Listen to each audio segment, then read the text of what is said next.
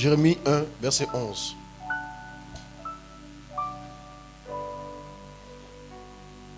On lit ensemble. Se tient debout, s'il vous plaît.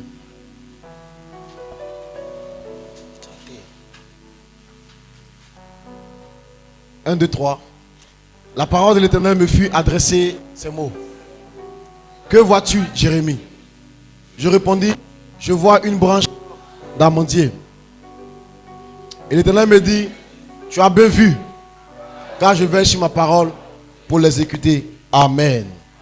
Merci Seigneur de bénir ces instants. Merci de conduire ce moment de Jésus. Quelqu'un dit Amen. Amen. Tu peux t'asseoir sur la terre de tes ennemis. Alléluia. Merci groupe musical. Merci beaucoup. Que Dieu vous bénisse. Le thème de mon message ce jour, c'est que vois-tu? Que vois-tu? Alléluia. Qu'est-ce que tu vois? What do you see? What can you see? Tu peux voir. C'est ça, non? Qu'est-ce que tu peux voir? Ce que tu peux voir, c'est ce que tu peux prendre.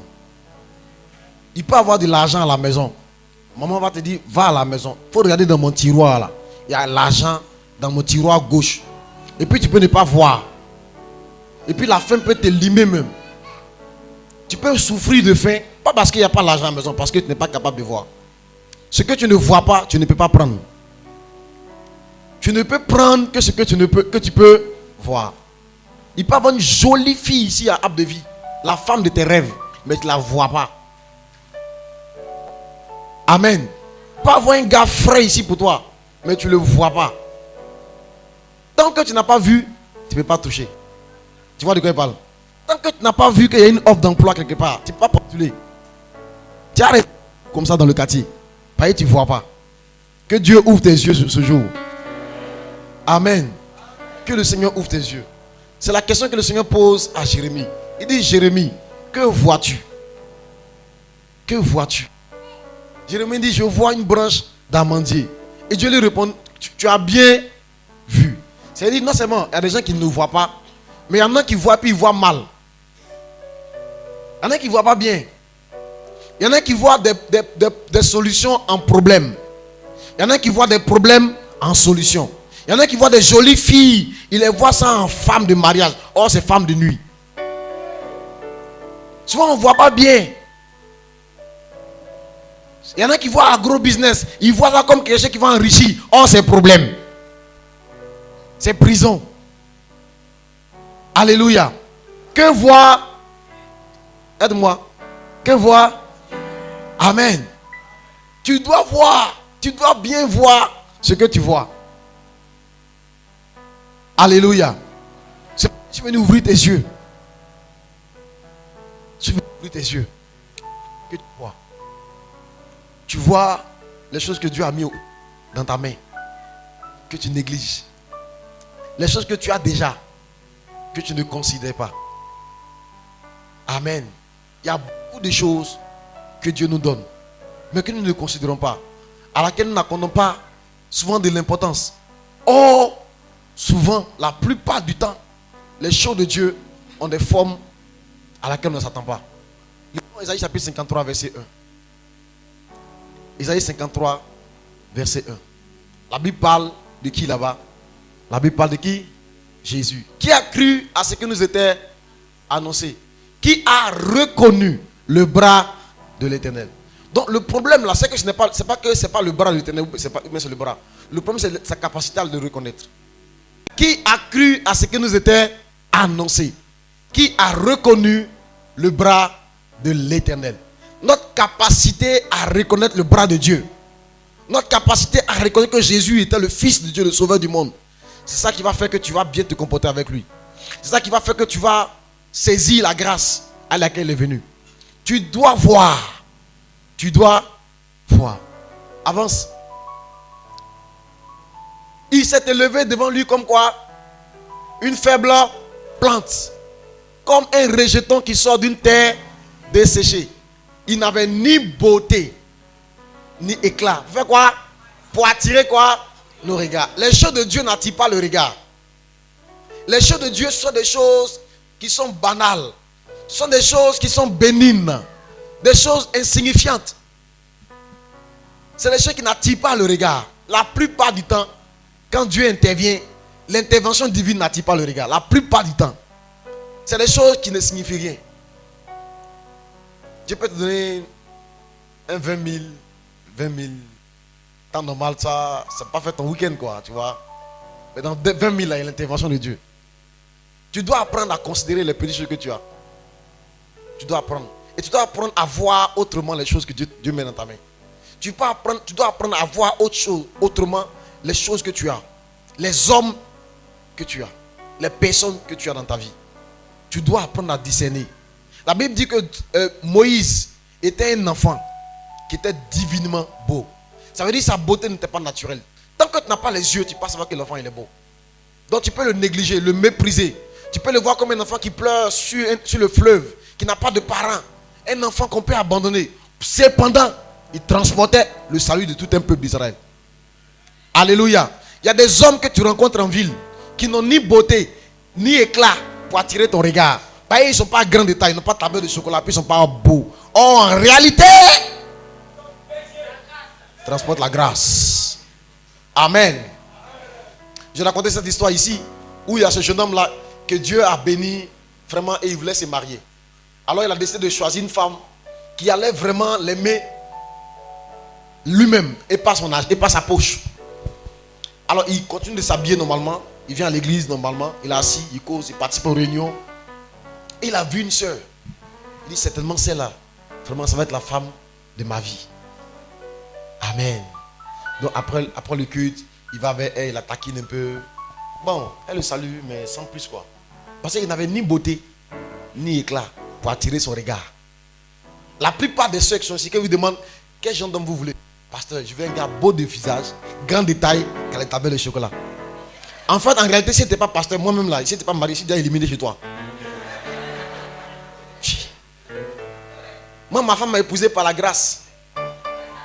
Elle m'a épousé par bonté, par bénignité. Si on entend dans ma cantine, il n'y a pas match. Parce que ce n'est pas grand détail. Il y a une bande pastorale. Et puis il y a beaucoup de choses qu'il n'est pas. Cependant. Amen. Cependant. Il y a beaucoup de cependants ici comme ça. Il y a beaucoup de cependants. Il y a beaucoup de soeurs ici. C'est des cependants. Oui. Quand les regardes les négligent de façon là. Cependant. Elles peuvent tenir un foyer, te rendre heureux. Elles peuvent te combler. Elles peuvent. Il y a des femmes qui sont des faiseurs de rois. Est-ce que je parle à quelqu'un ici? Ouvre tes yeux et vois bien. Tu vois pas bien. Depuis la tirée avec un filtre qui n'est pas un bon filtre. Le fil de la convoitise, le fil du monde. Que vois-tu? Lisons de Jésus. On dit qu'il s'est élevé comme une faible plante. Comme un rejeton qui sort d'une terre desséchée. Il n'avait ni beauté, ni éclat pour attirer nos regards. Et son aspect n'avait rien pour nous plaire. Avance.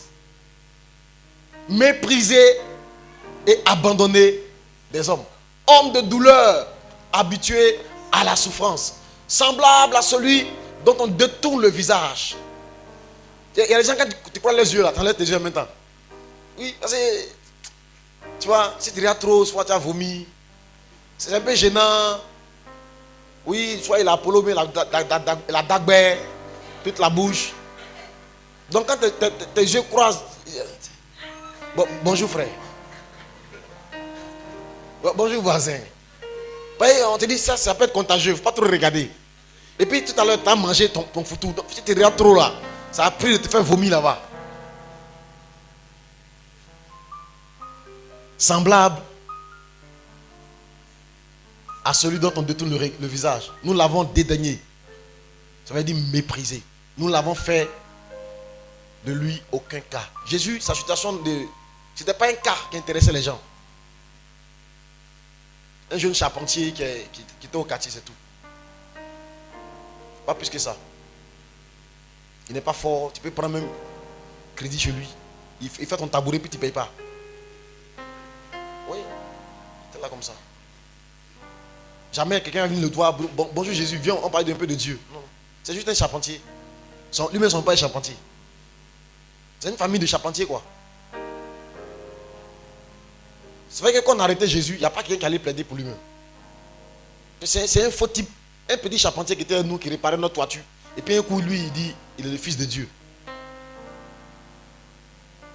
On a fait de lui aucun cas. Cependant, ce sont nos souffrances qu'il a portées. C'est de nos douleurs qu'il s'est chargé. Donc l'homme qu'on voyait en train de partir à la croix, en train de souffrir, en train d'aller mourir là, il n'était pas en train de mourir parce qu'il était maudit. Il partait mourir parce que tu as un fardeau qu'il portait. Il partait mourir parce que tu étais dans son cœur. Il partait mourir parce qu'il pensait à toi. Il partait mourir par amour pour toi. Il dit, et nous l'avons considéré comme puni, frappé de Dieu et humilié. Écoute bien, lis chaque mot de ce texte. Il y a beaucoup de personnes que tu les vois comme des gens maudits, des gens frappés de Dieu, des gens qui sont en retard, des gens qui vont aller nulle part. Cependant, il y a des gens que tu vois, que tu ne considères pas, qui ne sont pas considérables même pour être considérés.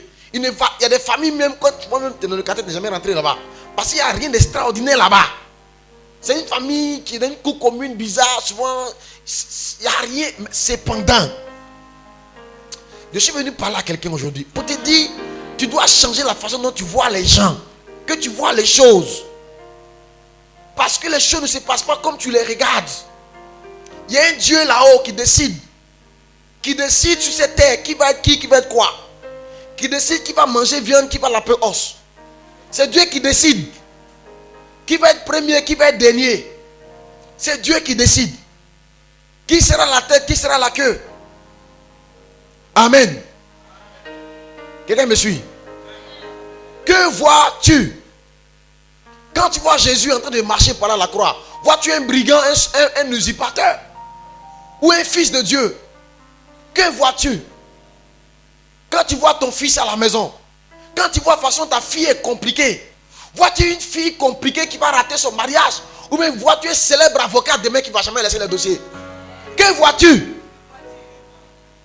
Tout dépend de ce que tu vois. Ton fils qui est turbulent, qui ne s'arrête jamais, qui est tout en train de courir partout. Vois-tu un enfant qui va finir par se faire cogner par un bac un jour?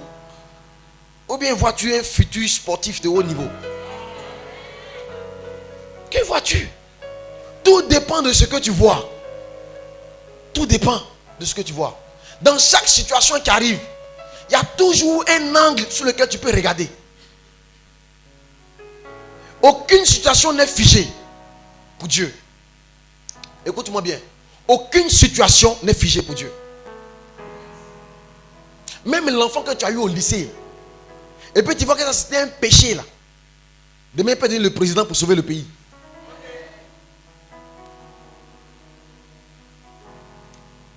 C'était comme ça le cas de Salomon. Salomon, il est né du péché. Son père a accouché avec sa mère pendant que sa mère était encore mariée à un militaire.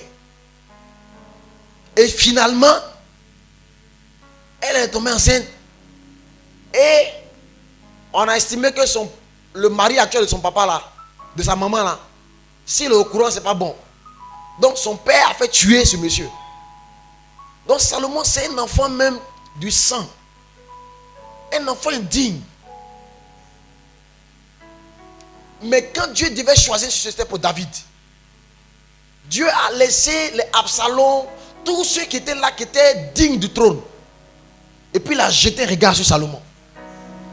Dieu est tellement bon, mes amis.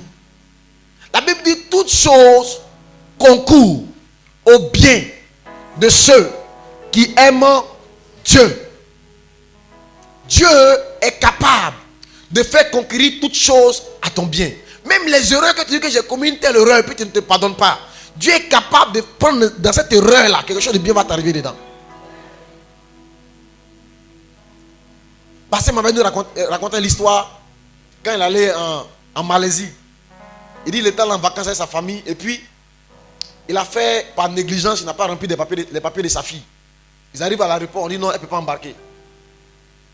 Elle était obligée de faire 2 jours encore dans le pays. Et pendant les 2 jours, il s'en voulait beaucoup.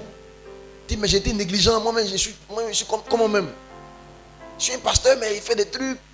Donc, il s'en voulait. Il a dû payer hôtel 2 jours encore. Mais il s'est rendu compte, pendant les 2 jours, il a rencontré quelqu'un.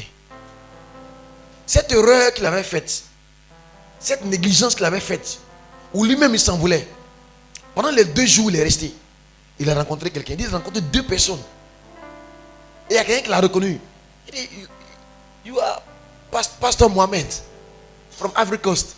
Il dit, hey, en Malaisie, en Asie, quelqu'un me connaît ici. Mais il dit, avant la fin des 2 jours, il a baptisé ces 2 personnes avant de quitter le pays.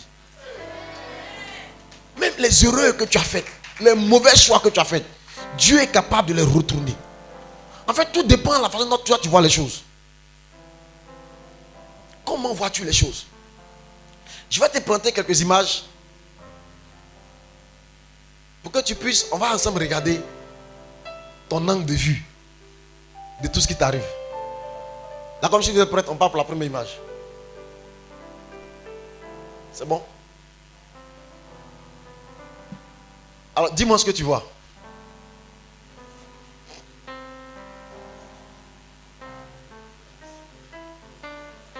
Qui voit une image? Qui voit 2 images? Qui voit 3 images? C'est fort, hein? Qui voit la jolie jeune fille là? Qui voit la jolie jeune fille en regardant de la droite vers la gauche? Toi, tu vois pas? Hey!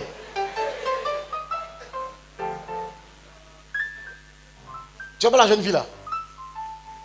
Maintenant, qui voit un gars gros nez qui a les yeux ici? Qui voit ça aussi? Dans chaque situation qui t'arrive, tu peux voir le gars avec le gros nez, qui a sa moustache, que tu n'es pas du tout senti, comme tu peux voir la jolie fille canon, blonde. Est-ce que tu comprends ce qu'il te dit? C'est-à-dire, moi j'ai échoué à l'INP. On m'a renvoyé. L'année où j'ai été à la maison, j'ai été le renvoyé. C'était une année pour moi. Je me suis dit, comme je ne vais plus à l'école, je vais chercher encore plus la face de Dieu. Au lieu d'en faire une année de pleurs et de souffrance et de deuil, j'en ai fait une année d'intimité. Une année où j'ai passé plus de temps à méditer et à prier. La plupart des aptitudes que j'ai aujourd'hui dans ma vie spirituelle, je les ai acquises dans cette période sabbatique. Quelqu'un entend ma voix? Dans cette période-là, j'ai rencontré même des amis, des hommes de Dieu qui sont devenus mes amis jusqu'à aujourd'hui. En fait, de tout ce que tu vis comme situation, il y a toujours un angle de vue qui peut te permettre de tirer profit. C'est pour ça que ce matin, je viens te poser la question. Quand tu regardes ta vie là, que vois-tu? Vois-tu quelqu'un qui a raté sa vie? Ou bien vois-tu un champion qui aura une histoire à raconter? Que vois-tu? Vois-tu un gars qui a gros nez? Ou bien vois-tu une belle fille? Quand tu te regardes dans le miroir là, vois-tu une fille qui est en train de prendre des rides? Ou bien vois-tu une femme qui a tellement d'expérience que quand son homme va venir, il sera comblé? En fait, tu peux t'apprécier différemment. Je dis à quelqu'un, il dit, regarde, toi tu as passé beaucoup d'années, et puis c'est maintenant à ton âge là que tu vas passer devant le Canada, tu vas aller au Canada. Il me dit, mais c'est maintenant que j'allais au cours. Il dit, non, toi tu ne vas pas aller au cours comme les autres. Tu as déjà eu beaucoup d'expérience ici. Donc quand tu vas arriver dans le pays, les erreurs que les autres font là, toi tu ne peux pas faire. Parce que la vie même t'a déjà aguerri. En fait, que vois-tu ta vie? Comment vois-tu ta vie? Quand on parle de la bénignité, c'est le fait de prendre les petites choses, de les considérer et de les transformer en grand. La bénignité, c'est l'art de considérer les choses bénignes, les choses sans valeur, les choses inutiles. Dieu a toujours fonctionné comme ça dans la bénignité. C'est pour ça que quand Jésus même est venu, il semblait sans valeur. Il n'avait ni beauté, ni éclat pour attirer les regards. Dieu a toujours manifesté sa gloire via la bénignité divine. Amen. Dieu a toujours manifesté sa gloire via la bénignité divine. Si tu es quelqu'un qui veut du prêt-à-porter, du tout cuit, tu ne peux pas fonctionner avec Dieu. Quelqu'un me suit? Alléluia. Allons sur la deuxième image. Que vois-tu? Vois-tu quelqu'un qui s'en va? Ou bien vois-tu quelqu'un qui vient?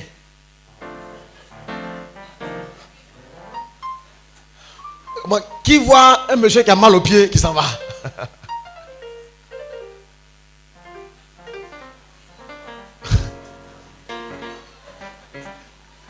Bon, qui voit un monsieur qui vient?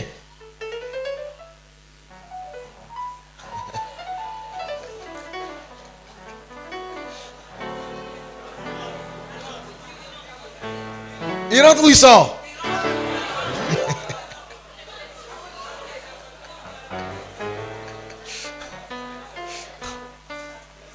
Alléluia. Il rentre ou il sort?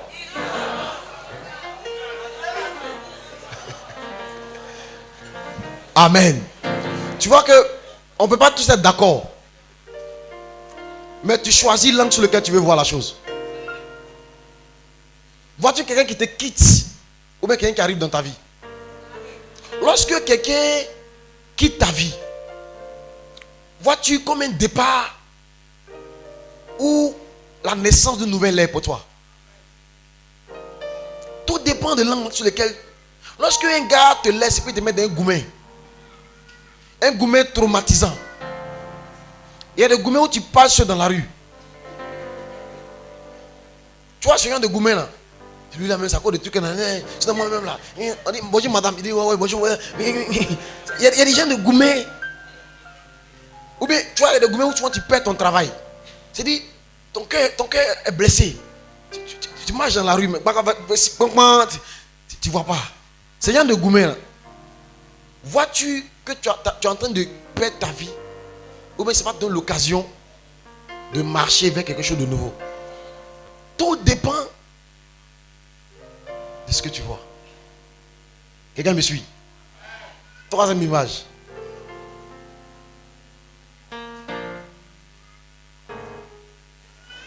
Que vois-tu?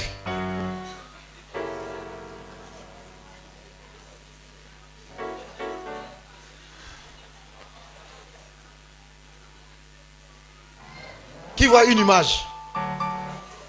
Qui voit deux images? Qui voit un crâne? Un crâne humain. Il y a des gens mais ils ne voient pas. Mais ils disent, tout ça, mais ils voient ça comment même? Et il dit, mais il faut comment pouvoir même? C'est comme quand on fait le coup d'essence naturel là. Quand le professeur explique, il dit, mais attends, c'est dans quelle partie? Alléluia. Amen. Qui voit un crâne humain? Qui voit un miroir? Qui voit une femme? Qui voit une femme assise devant un miroir? Qui voit une femme qui se voit dans un miroir? Qui voit une femme assise, la voilà qu'elle a, en robe noire, en face d'un miroir, et devant elle, il y a des produits de beauté, qui est en train de se faire belle pour aller à un rendez-vous gala. En fait, pendant que d'autres voient la mort, d'autres sont en train de voir l'opportunité d'un mariage. D'autres sont en train de voir la grâce de saisir de nouvelles opportunités. D'autres voient la mort. Et ça la faut aller là-bas, esprit de mort.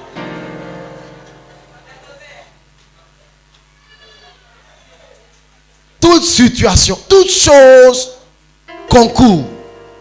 Travaille ensemble. C'est ça concourir. Travail. C'est courir ensemble. Toutes choses concourent au bien de ceux qui aiment Dieu. Est-ce que tu aimes Dieu? La version Semeur dit, Dieu fait concourir toutes choses au bien de ceux qui l'aiment. Même le malheur qu'on te fait, Dieu fait concourir cela à ton bien. C'est ce que Joseph a dit à ses frères. Il dit, mes frères, vous m'avez trompé, vous m'avez trahi, vous m'avez vendu, vous m'avez fait du mal. Mais le mal que vous avez voulu me faire là, l'Éternel l'a changé en bien. Dieu va changer le mal que les gens ont prévu contre toi en bien. Même le mal que toi-même tu as occasionné toi-même, Dieu va le changer en bien. C'est-à-dire, même si toi-même tu as occasionné, tu es allé dans une relation qu'il ne fallait pas. Et puis tu regrettes. Mais de cette relation est sorti un enfant. Cet enfant peut devenir président de la République française. Il n'a pas eu de Côte d'Ivoire. C'est-à-dire, il peut immigrer là-bas, faire des études, travailler. Il y a des gens qu'on a pris. Moi, il y a des amis qu'on a pris en Côte d'Ivoire ici. Qu'on poche là les autres, on peut les envoyer en France. C'est-à-dire, le blanc même dit, lui, il est trop intelligent pour ça en Afrique. Sans relation, Dieu peut te donner une intelligence qui va faire que le monde entier va te chercher. Et ces enfants-là peuvent être dans ta descendance. Nés d'un papa alcoolique, d'une relation dont tu n'as pas voulu. Dieu peut prendre. Dieu peut. Mais à toi-même de changer ton état d'esprit, de devenir positive et de confesser le bien en ce qui te concerne. Tu dois confesser comme Joseph que le mal que les gens ont voulu te faire, Dieu le change en bien. Les erreurs que tu as commises, Dieu le change en bien. Tout ce que tu fais, même si tu le fais mal, Dieu le change en bien. Amen. Alléluia. Que vois-tu? Tu vois un crâne. Il ne va pas là-bas. Que vois-tu? Je vois une église, une petite église. Cependant, Dieu nous amène quelque part. C'est ça. Les gens veulent ce qui est déjà cuit. Les gens veulent du prêt-à-porter. Quand ils viennent dans l'église est déjà bâtie. 10 000 places. Même les chaises sont climatisées. Tout est climatisé. Il y a climatisé sur chaque 16. Tout le monde en veste. Tout le monde en voiture. Ça, là, il peut aller là-bas. Tout le monde est riche. Même le chien du pasteur a son chien. Ouais. Tout va bien là-bas. Là, il n'est pas allé là-bas. Amen. Chaque dent a sa brosse à dents. Tellement ça va chez lui. Amen. Les gens veulent un mariage prêt à porter. Je veux rencontrer un homme qui a une belle voiture, une grosse maison, qui a un bon boulot, qui est grand de taille, qui est beau et qui a des tableaux de chocolat. Va dans Novelas. Il y a Federico est là-bas. Federico lui-même, en fait, c'est le cousin de Isabella. Isabella était mariée à Ricardo, avec qui il a fait 2 enfants. Mais il ne les a pas reconnus. Et les enfants ont grandi, ils cherchent leurs parents. Et c'est un des enfants qui s'appelle Federico. Il est tombé amoureux de sa propre cousine, il ne sait pas.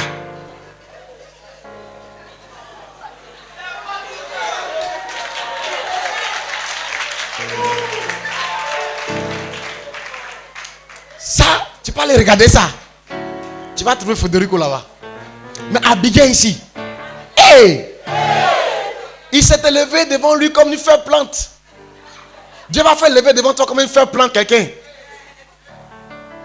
Moi, je suis un planteur. Quand ils prennent beaucoup de la graine là, il y en a quand ils sortent là, ils ont souffert même pour sortir. Ils sont sortis par la grâce de Dieu. Il y en a qui sortent un coup comme ça, ils sont bien verts, bien beaux, bien costauds. Mais il y en a quand ils sortent sans que c'est par la grâce de Dieu mais qu'ils sortent. Souvent ils attendent un peu de pluie, ils ont besoin d'un peu d'engrais. Quand tu passes sans tu passes sans qu'il t'appelle. Aide-moi. Aide-moi. Le vent souffle sur lui, il veut tomber. Aide-moi. Tu as besoin de mettre un peu de trucs à côté de lui, pour ne pas, de bois pour le soutenir, pour ne pas qu'il tombe. Mais à la production, il peut être celui qui produit lui seul le centuple de ce que les autres produisent. Il peut avoir un homme dans ta vie aujourd'hui qui lui-même a du mal à joindre les deux bouts.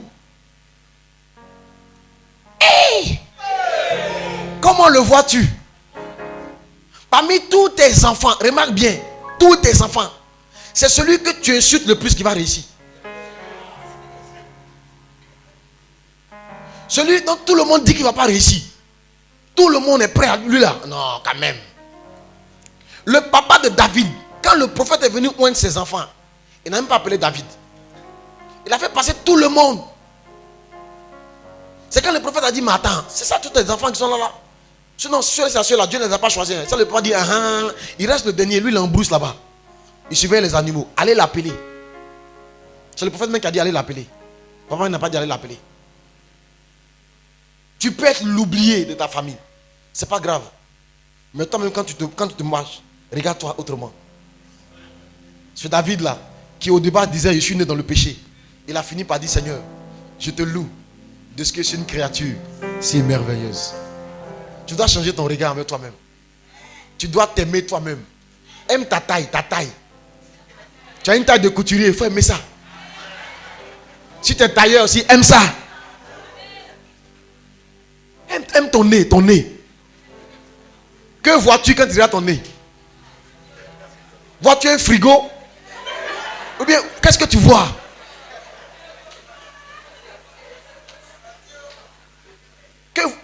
Il est l'heure. Hey. Amen. Que vois-tu? En général, quand les filles sont amoureuses, elles voient autrement. Mais quand elles ne sont pas amoureuses, là, en tant que n'importe quoi l'âge. Quand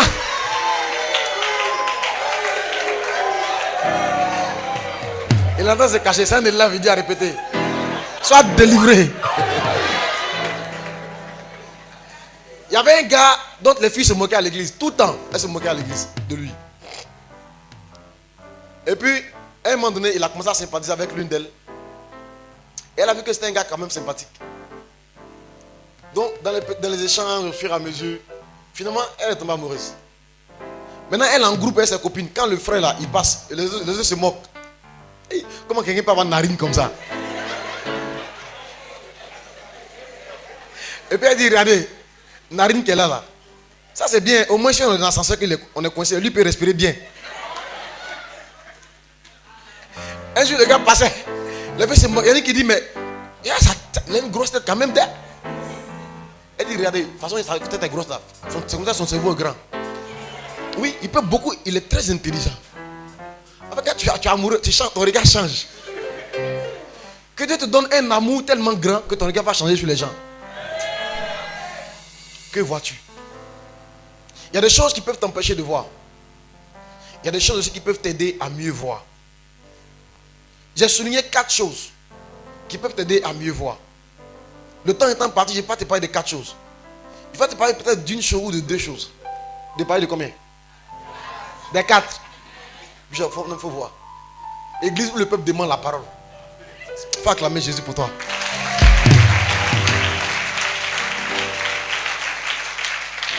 Amen. Amen. Donc, ce matin, tu ne vois pas l'heure passer. Tu vois l'atmosphère céleste. Ah! Alléluia. Gloire à Dieu. Lui qui dit à répéter là, il ne dit pas Amen fort.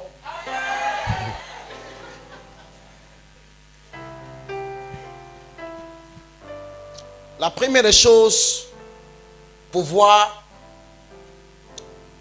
pour bien voir, c'est monter haut. Monter.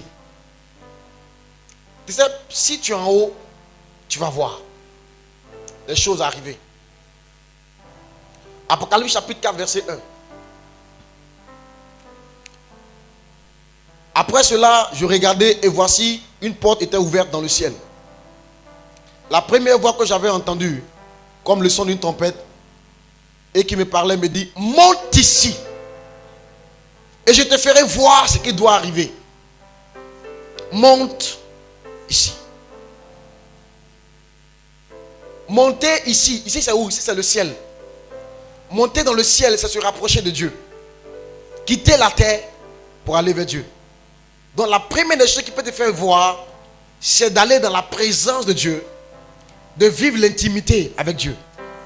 Celui qui se rapproche du Seigneur, qui quitte les contingences de la terre, malgré ses pressions, malgré ses difficultés, il peut prendre du temps pour s'éloigner de ce monde, pour aller dans la présence de Dieu. Celui-là, le Seigneur ouvre ses yeux. L'intimité avec Dieu va développer ta vie spirituelle, va développer ton intelligence, va développer ta capacité à voir et à percevoir les choses, va développer ta capacité à discerner les gens. L'intimité avec Dieu, si tu développes une intimité, une vie de prière, un temps où tu aimes passer du temps avec Dieu, ça va développer ta capacité à sonder et à discerner les gens, à discerner les faux types, les bons parleurs, les VI, les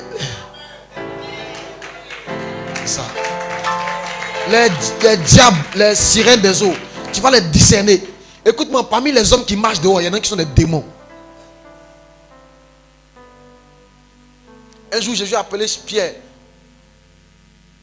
Il a dit à ses disciples, je vais mourir bientôt. Pierre a dit non, à Dieu ne plaise, ne mourra pas. Jésus lui a dit, arrière de moi, Satan. Il y a des hommes qui sont dehors. Dieu les appelle Satan. C'est-à-dire, ils sont habités, leurs pensées, leurs idées, leurs attitudes, c'est le diable même qui les inspire. La Bible dit quand Judas devait trahir Jésus, le diable entra, Satan entra dans Judas.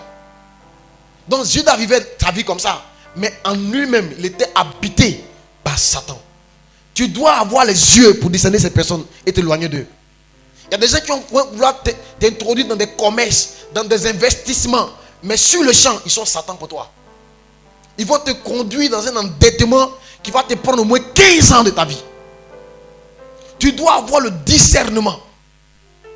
Et pour que cela se développe, tu dois avoir une vie d'intimité. Dieu a dit à Jean, monte ici. Quitte là où tu es. Quitte la terre. Monte plus haut. Viens dans ma présence. Viens me trouver là où je suis. Je dis, je te ferai voir. Combien de temps passes-tu en prière? Dans tes 24 heures, tu donnes combien à Dieu? La Bible dit que la dîme de toute chose doit revenir au Seigneur. C'est-à-dire que tu dois donner au moins la dîme de tes heures à Dieu. Dans les 24 heures, donc pense combien de temps à Dieu? Ta vue ne peut pas augmenter, se développer si tu n'as pas cultivé la notion de monter. Monter. Quelqu'un entend ma voix? Quelqu'un entend ma voix?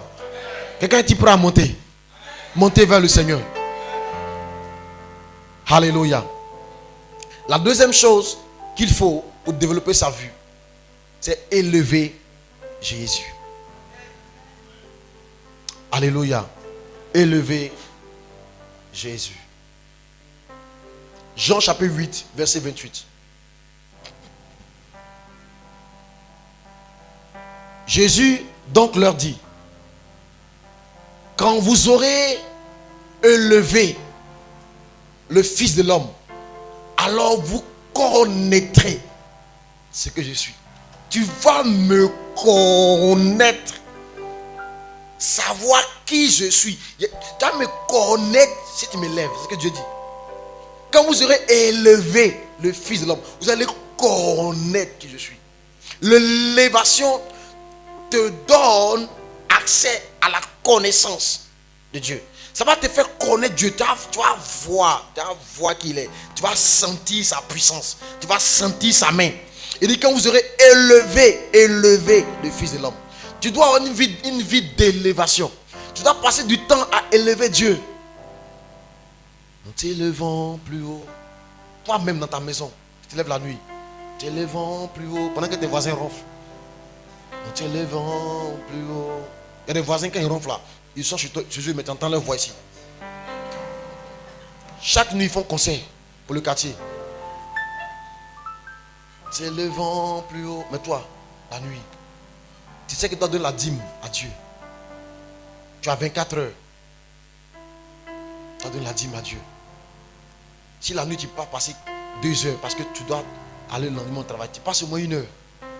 Et puis tu trouves dans la journée là des moments, des temps d'élévation.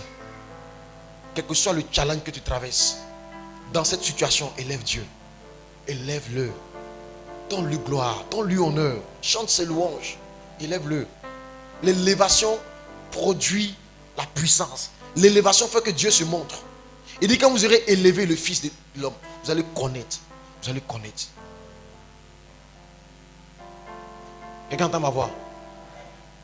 Je t'appelle ce matin à être un adorateur. Je t'appelle ce matin à être un homme qui s'élève. Je t'appelle ce matin à être un homme qui chante à l'Éternel des cantiques nouveaux. Prends les chansons actuelles là, modifie-les.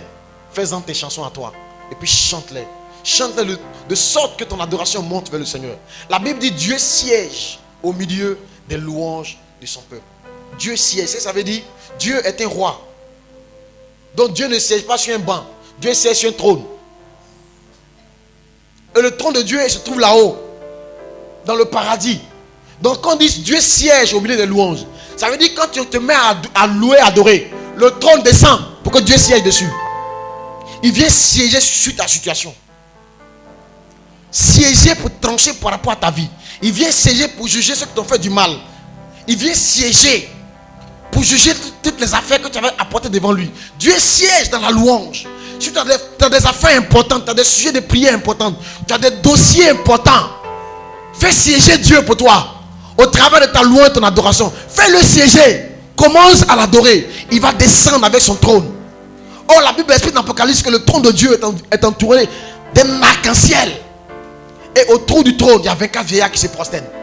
Donc quand le trône se déplace pour descendre, eux aussi descendent. Les 24 vieillards, les 4 êtres vivants, tout ça se passe dans ta maison. Quand tu te mets à l'adorer, le trône descend. Le Seigneur est assis sur son trône. Les 24 vieillards sont là. Les 4 êtres vivants sont là. L'arc-en-ciel est autour. Quelque chose se passe dans ta maison quand tu adores. Tu n'as pas idée de ce qui se passe. C'est parce que tu ne vois pas. Et une vie d'adoration. Élève Jésus. À compter de ce jour, élève Jésus dans les bagarres. Élève-le dans les voitures. Élève-le quand tu arrives au bureau. Élève-le à la maison. Élève-le dans la cuisine. Élève-le. Va au chevet de tes enfants. Va élever Dieu au chevet de tes enfants. Il va venir siéger par rapport à leur avenir. Il va siéger par rapport à leur fréquentation. Il va siéger par rapport à leurs études. Fais siéger Dieu pour toi.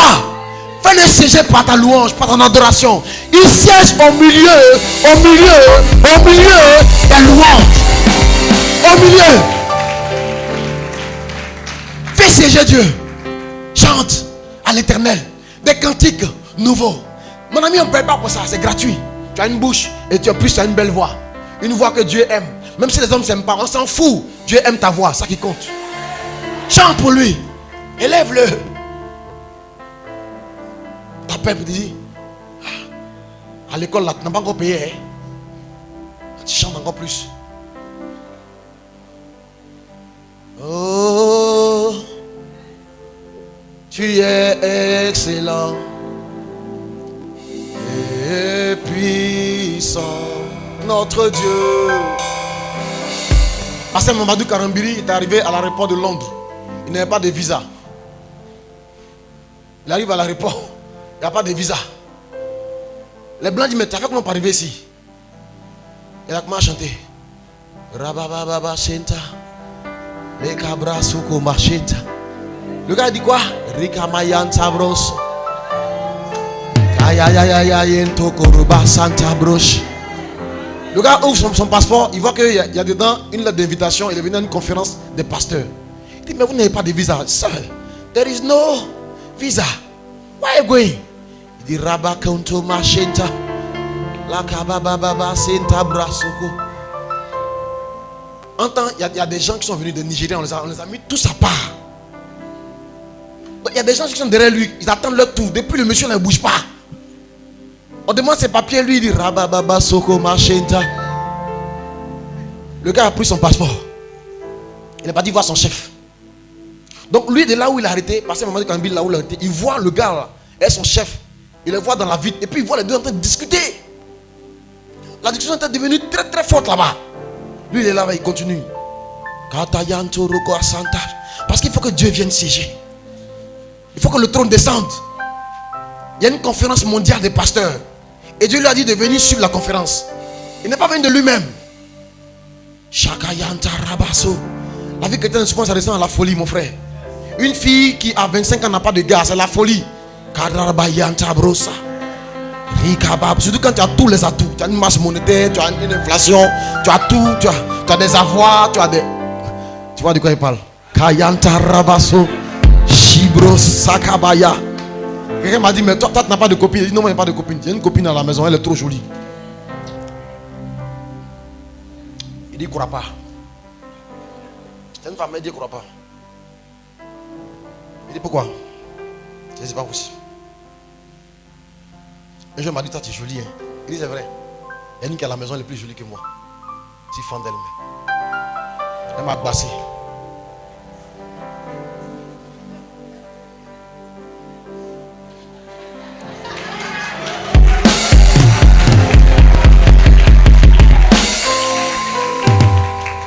On appelle ça fanfu. Il y a mon bishop qui est derrière, il est collé, chimenté.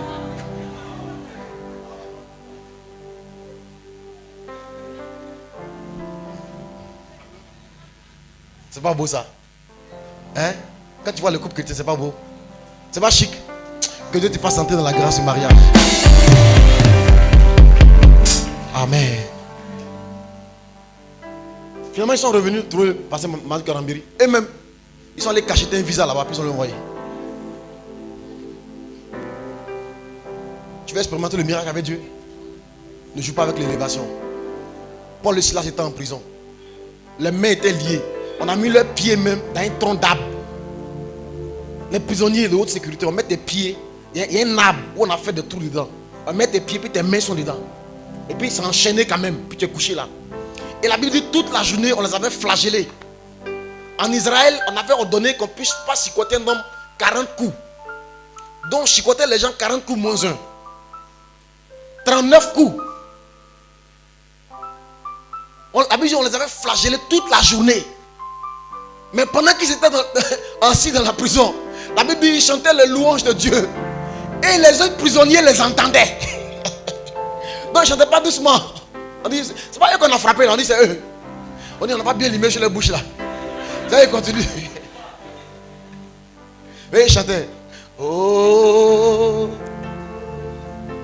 tu es excellent. On dit, c'est pas le chemin là. Galère n'a pas encore bien limé. Ils chantent fort. Notre Dieu, nous levons nos mains. Tu as au quartier quoi, puis tu sors. Pour t'adorer. Te décor. Nous t'aimons. C'est comme ça, ils sont dans la cour de mon papa. On m'avait renvoyé des prépas. Les nuits, ils sont dans la cour. Et puis ils chantent. Et puis ils chantent fort. Hein? Tout le monde m'entend. Mais tant tu m'entends. Ils chantent fort. Tu es excellent. Matin, papa, il n'a pas mangé. Un jour, maman s'est énervée contre moi. Elle dit, ça suffit.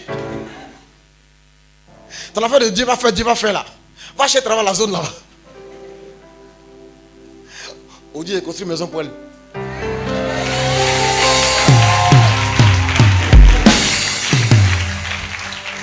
J'annonce que tu vas construire une maison pour des gens. J'annonce que tu vas construire une maison pour ta maman, pour ton papa. J'annonce que ceux qui t'ont méprisé, ceux qui t'ont rabaissé, ceux qui n'ont pas cru en toi, vont construire, tu vas construire une maison. Ils vont venir habiter dans ta maison. J'annonce ça. Le culte d'aujourd'hui, l'Esprit m'a dit qu'il est très prophétique. En fait, avant que j'arrive ici, il y a des anges qui étaient déjà ici. Le culte d'aujourd'hui,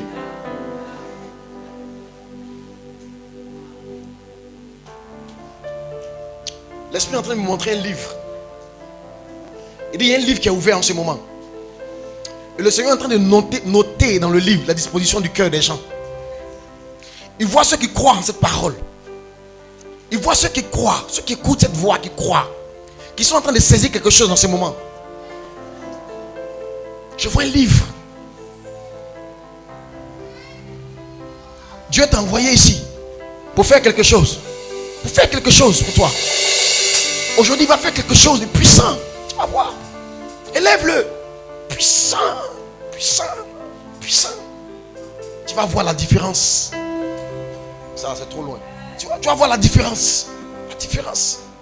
Tu vas voir la différence. La différence.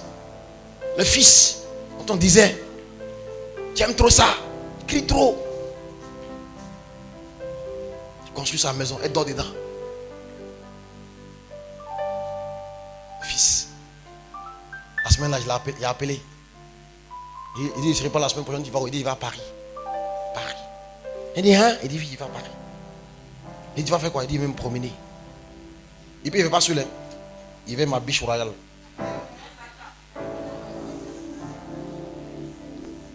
Un jour viendra. Un jour viendra. La Bible dit, ceux qui ont la foi, c'est comme ceux qui peuvent prendre le grain de sénévé. C'est le plus petit des grains. Mais si tu peux l'entretenir, tu peux prendre soin de lui, il va s'élever pour devenir un arbre géant qui va porter tellement de fruits. Et les oiseaux du ciel vont venir s'asseoir dedans pour s'abriter. Tu sais qui sont les oiseaux? Les oiseaux, c'est des gens qui parlent beaucoup. Il y a des gens qui mettent leur bouche dans ton affaire, qui vont de maison en maison, de branche en branche pour aller raconter ton histoire. Et je vais venir s'asseoir dans tes branches, dormir dans ta maison, recevoir tes grâces. Un jour viendront. Si seulement toi-même tu peux prendre soin du peu que Dieu t'a donné, tu peux célébrer Dieu, chanter ce louange avec. Seulement. Le jour où on t'appelle pour te dire, le propriétaire vient prendre le loyer alors qu'il n'y a pas l'argent, tu chantes. Tu m'as aimé. Les voisins t'entendent, c'est pas lui qui prépare sa maison là. Il m'a aimé. Aimé. Jésus m'a. Jésus m'a.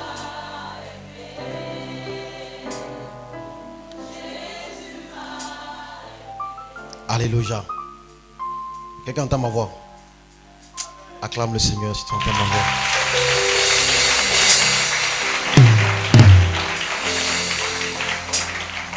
Alléluia. La pierre rejetée par les bâtisseurs, c'est elle. C'est pas une autre pierre. Dieu ne prend jamais une autre pierre. Dieu prend toujours celle qui est rejetée pour en faire la principale. Dieu prend toujours dans les familles là, celui qu'on maudit beaucoup, celui qu'on parle beaucoup qui va rien devenir de bon, c'est lui. Il n'y a pas autre. La pierre rejetée, c'est elle qui devient, elle devient quoi? La principale. Il n'y a pas d'autre pierre. Amen. Donc élève Jésus dans ta situation. Élève-le. Il fut une époque où moi je ne mangeais pas mes frères. Tellement il était un faux type. J'ai devenu le pasteur aujourd'hui. C'est la grâce de Dieu. Amen. La grâce de Dieu. Dieu choisit les faibles, confond les forts. Toi aussi change ton regard. À compter d'aujourd'hui, ne considère pas les forts, considère les faibles. Aime les gens qui sont faibles. Aime les sans-abri, les désœuvrés, les veuves et les orphelins. Aime-les. Aime les gens qui ne ressemblent à rien. Aime-les. Honore-les. Honore les gens. Jésus dit, quand vous aurez élevé le Fils de l'homme, vous connaîtrez que je suis. Apprends à élever les gens. Apprends à élever les gens. Pour que leur vrai talent sorte. Élève-les. Magnifie les gens. Parle bien d'eux. Devant eux ou derrière eux. Parle bien d'eux. Honore toujours les gens. Élève toujours les gens. Vous voyez les gens. Dis-leur s'il vous plaît. Même quand tu envoies ta fille de ménage, mets dessus s'il te plaît. Apporte-moi de l'eau s'il te plaît. Apprends à dire merci à ta fille de ménage. À la nounou, dis-lui merci. Honore les gens. Que les gens, même en étant passés chez toi, même s'ils ne sont plus chez toi, ils puissent avoir une idée de toujours une belle image de toi. J'étais chez la tante, elle m'a toujours payé. Elle a toujours été correcte avec moi. Elle a toujours été bien. C'est une maman qui respecte les autres. On doit rendre ce témoignage de toi. Parce que les choses bénignes, tu les considères. Puisque Dieu lui-même s'intéresse à ce qui est bénin. Quelqu'un entend ma voix? Amen. Amen. Acclame le Seigneur si tu as écouté ma parole ce matin.